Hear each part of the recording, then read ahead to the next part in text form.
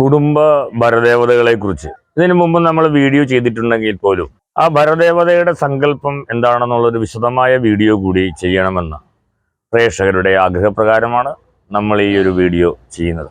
മാന്യ പ്രേക്ഷകർക്ക് ജ്യോതിഷ ദീപത്തിന്റെ പുതിയൊരു അധ്യായത്തിലേക്ക് ഹാർദമായ സ്വാഗതം.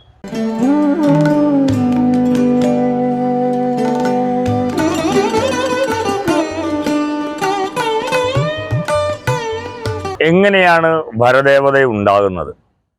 എന്താണ് ഭരദേവതാ സങ്കല്പം? നമ്മുടെ കുടുംബത്ത് എങ്ങനെയാണ് ഒരു ദേവതാ സാന്നിധ്യം ഉണ്ടായത്? തുടങ്ങിയ ഒരുപാട് വിഷയങ്ങളെക്കുറിച്ച് തെറ്റിദ്ധാരണാജനകമായ ചില കാര്യങ്ങൾ പലരുടെയും മനസ്സിലുണ്ട്. കാരണം ഇന്ന് ജ്യോതിഷങ്ങൾ വരുന്ന പല ആളുകൾക്കും തങ്ങളുടെ ഭരദേവത ആരാണെന്നുള്ള അറിവ് പോലും ഇല്ല എന്നുള്ളതാണ് സത്യം. അപ്പോൾ ഭരദേവത എന്താണെന്നും ഭരദേവത ആരാണെന്നും അതിനെ പ്രാർത്ഥിച്ചാൽ നമുക്ക് കുടുംബത്തുണ്ടാകുന്ന ഗുണം എന്താണെന്നുള്ളതാണ് നമുക്ക് പരിശോധിക്കേണ്ടത്. എന്തായാലും ഒരു കാര്യം വ്യക്തമാണ്, ഭരദേവതയുടെ പുനരുദ്ധാരണവും അതിൻ്റെ ശരിയായിട്ടുള്ള ശാസ്ത്രീയമായിട്ടുള്ള പൂജയും പുനരാരംഭിക്കലാണ് ഓരോ ഹിന്ദുവിൻ്റെയും ഭവനത്തിൽ ഉയർച്ചയ്ക്കും ശ്രേയസ്സിനുമുള്ള ഒരേ ഒരു ഉപാധി എന്ന കാര്യത്തിൽ സംശയമില്ല. ഇനി എങ്ങനെയാണ് ഭരദേവത നമ്മുടെ കുടുംബത്തെത്തിയതെന്നാണ് നമുക്ക് നോക്കേണ്ടത്. പൂർവ്വജന്മ സുഹൃതം കൊണ്ടും പുണ്യം കൊണ്ടും നമ്മുടെ കുടുംബത്ത് ഉണ്ടായിരുന്ന സന്തതികളിൽ ഒരാൾ ആത്മീയമായ വിഷയങ്ങളിൽ താല്പര്യമുണ്ടാകുകയും അവധൂതനായി ഈശ്വരാന്വേഷണത്തിൻ്റെ ഭാഗമായി ദേശാടനം നടത്തുകയൊക്കെ ചെയ്യുന്നത് പല കുടുംബത്തിലും ഉണ്ടായിട്ടുണ്ട്. അതെല്ലാവരെ കൊണ്ടും സാധിക്കുന്നൊരു കാര്യമല്ല. അത്രയും പുണ്യാത്മാവായിട്ടുള്ള ഒരാൾ നമ്മുടെ കുടുംബത്തിൽ ജന്മമെടുക്കുകയും അതിൻ്റെ ഭാഗമായി അദ്ദേഹം ഈശ്വരാന്വേഷണത്തിൻ്റെയും ആത്മീയ പാതയിലൂടെ യാത്ര ചെയ്ത് പലതരത്തിലുള്ള ഗുരുക്കന്മാരെയും സിദ്ധന്മാരെയും യോഗികളെയുമെല്ലാം കണ്ടുമുട്ടാനുള്ള ഒരു യോഗവും ഭാഗ്യവും ഇയാൾക്ക് ഉണ്ടാകാറുണ്ട്. അങ്ങനെ കണ്ടെത്തുന്ന ഒരു സന്യാസി വര്യനോ അല്ലെങ്കിൽ യോഗിയോ താന്ത്രികനോ ഉപാസകനോ ആയിട്ടുള്ള ഏതെങ്കിലും ഒരു ഗുരുനാഥൻ നമ്മുടെ ഈ കുടുംബത്തിൽ നിന്ന് ഈശ്വരാന്വേഷണത്തിനായി പുറപ്പെട്ട വ്യക്തിക്ക് മന്ത്രോപദേശവും അതിൻ്റെ സിദ്ധരൂപമായ മന്ത്ര ശരീരരൂപമായ ഒരു ദേവതയെയോ നൽകാറുണ്ട്.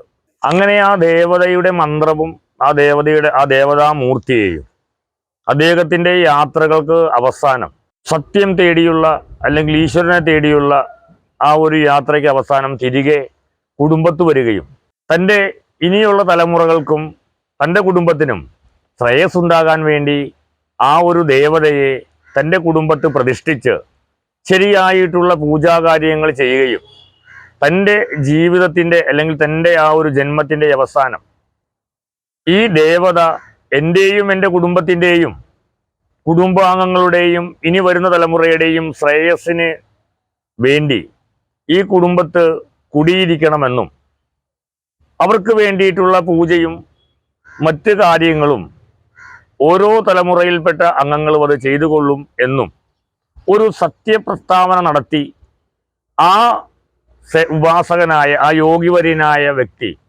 തൻ്റെ ജീവിതം അവിടെ പൂർണ്ണമാക്കുകയാണ് ചെയ്യുന്നത്. അങ്ങനെ സമ്പൂർണമായ അല്ലെങ്കിൽ അധന്യമായ ജീവിതത്തിന് അവസാനം താൻ ഉപാസിച്ചു കൊണ്ടിരുന്ന ദേവതയെ തൻ്റെ കുടുംബത്തിൽ തന്നെ പ്രതിഷ്ഠ നടത്തുകയും ആ കുടുംബാംഗങ്ങളുടെ ശ്രേയസ്സിനായി അത് അവിടെ ഇരുത്തുകയും ചെയ്യാറുണ്ട്. അപ്പോൾ ആ കുടുംബ ഭരദേവത അല്ലെങ്കിൽ ആ ദേവതയാണ് നമ്മുടെ കുടുംബ ഭരദേവതയായി നമ്മൾ കരുതിപ്പോരുന്നത്.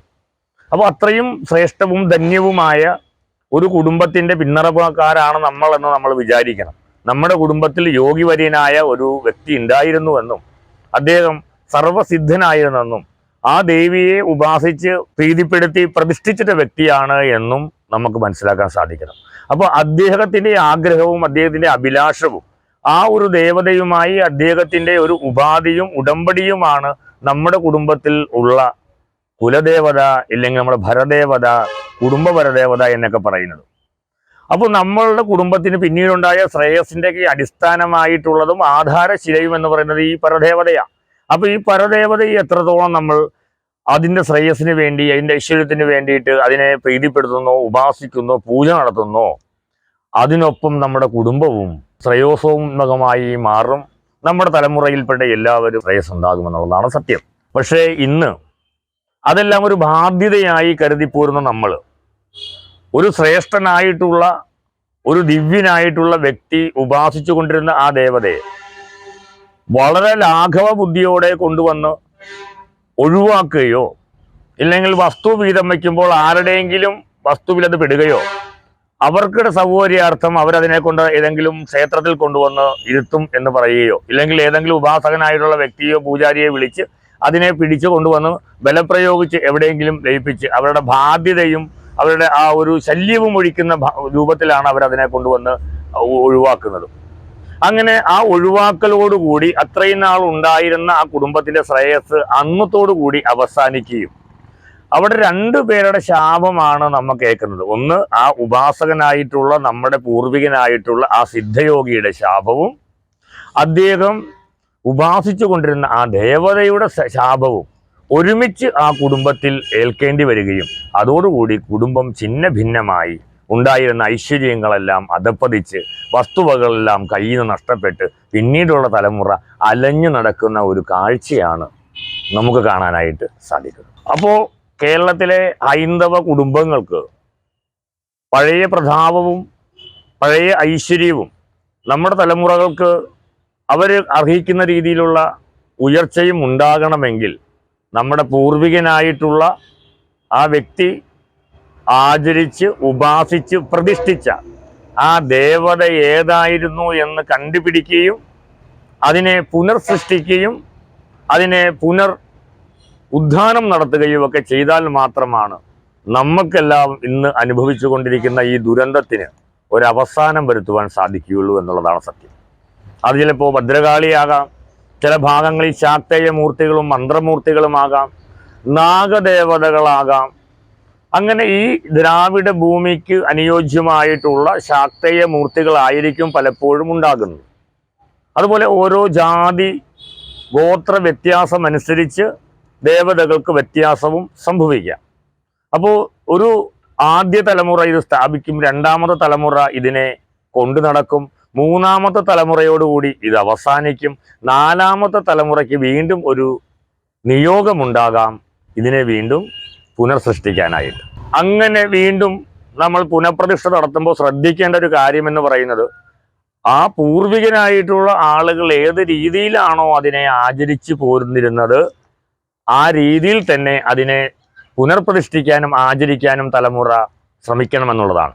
ആധുനിക താന്ത്രിക അല്ലെങ്കിൽ താന്ത്രിക രീതിയിലുള്ള ഒരു പ്രതിഷ്ഠയൊന്നും ആയിരുന്നില്ല മുൻപുണ്ടായിരുന്നെങ്കിൽ അത് താന്ത്രിക രീതിയിലല്ലാതെ ശാക്തേയ കൗളാചാര രീതിയിലായിരുന്നുവെങ്കിൽ അതേ രീതിയിൽ തന്നെ അതിനെ പ്രതിഷ്ഠിക്കണമെന്നും, അല്ലാതെ പുതിയ താന്ത്രിക സംവിധാനത്തിലേക്ക് അതിനെ കൊണ്ടുപോയാൽ ആദ്യമുണ്ടായിരുന്ന രൂപത്തിനും ഭാവത്തിനും മാറ്റം വരികയും ആ പൂർവികനായ ആചാര്യന്റെ ആഗ്രഹത്തിനും അനുഷ്ഠാനത്തിനും വിരുദ്ധമായി മാറുകയും അപ്പോൾ അങ്ങനെ സൃഷ്ടിക്കപ്പെടുന്ന മൂർത്തിക്ക് നമ്മളെ ഒരു തരത്തിലും യാതൊരുവിധ അനുഗ്രഹവും തരാൻ സാധിക്കുകയില്ല എന്നുകൂടെ വിചാരിക്കണം.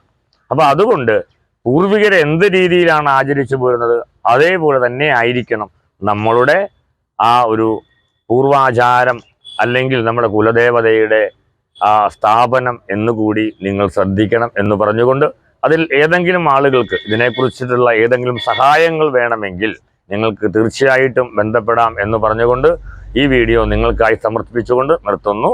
നമസ്കാരം.